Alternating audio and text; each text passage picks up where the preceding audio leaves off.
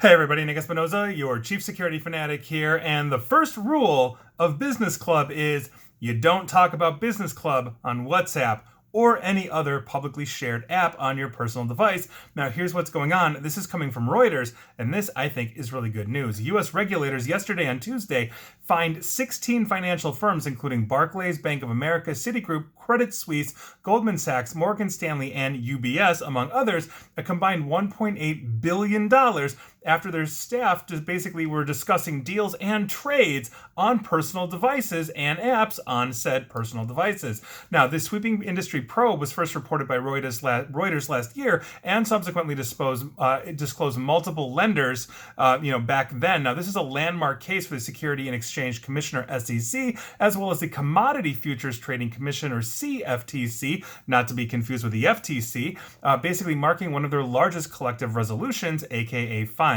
Now, here's what's going on, or here's what went on, I should say. From January of 2018 through September of last year, in 2021, the respective bank staffs, routinely communicated about business matters such as debt and equity deals with colleagues, clients, and other third-party advisors using applications on personal devices such as regular text messaging and WhatsApp, and this is according to those agencies that find them. Now, the institutions did not preserve the majority of those personal chats, violating federal rules which require brokers and dealers and other financial institutions to preserve business communications. This falls under Sarbanes-Oxley and a whole bunch of others. Reuters doesn't mention that, but that is true. All of this stuff has to be recorded because if there is basically evidence or suspicion of fraud, what they need to see are patterns of communication and malfeasance over time. And so deleting text messages, regular messages, all those kinds of things, very verboten, especially in places where they cannot be recorded and captured as they are supposed to be legally under the law. Now,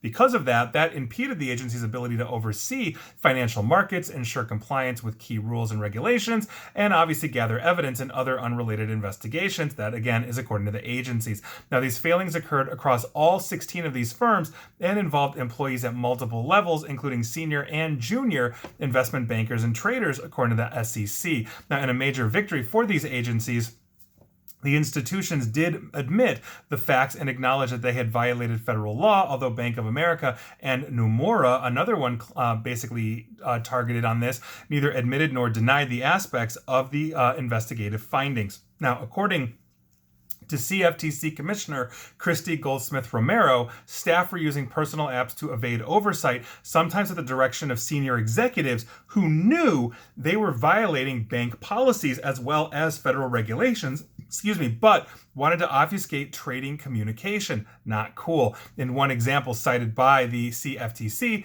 Bank of America staff used WhatsApp, with one trader writing, and I quote, "We use WhatsApp all the time, but we delete convos regularly," meaning they are deleting the conversations, therefore they cannot be tracked by regulators looking for criminal activity or patterns of malfeasance. Now, the head of the trading desk routinely directed traders to delete messages on personal device and to use Signal, the encrypted messaging app, basically, and this was, again, according to the probe that the CFTC did of basically these banks. In another example, a Nomura trader deleted messages which included incriminating statements about trading after the CFTC sent a request to preserve documents. And so here we are, $1.8 billion fine for 16 companies. So what is that, about 100 million and change or so for each company, which seems like pretty much a slap on the wrist. But we have these we have these rules and regulations for a reason, meaning we are looking to make sure that everybody that is trading, whether you're just trading on your own through an app or you've got a broker at one of these companies,